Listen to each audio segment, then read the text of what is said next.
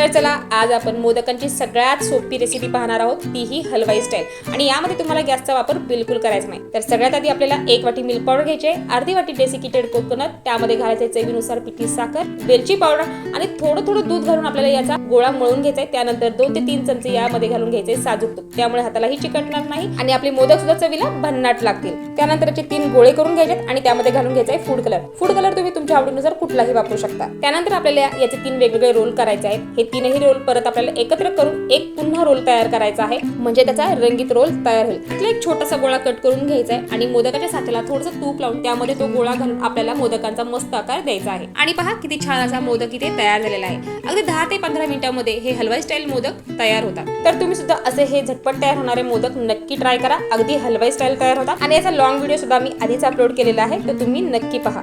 आणि सगळ्यात महत्त्वाचं काम आता तुम्हाला करायचंय, न विसरता व्हिडिओला लाईक, चॅनलला सबस्क्राईब करायचं।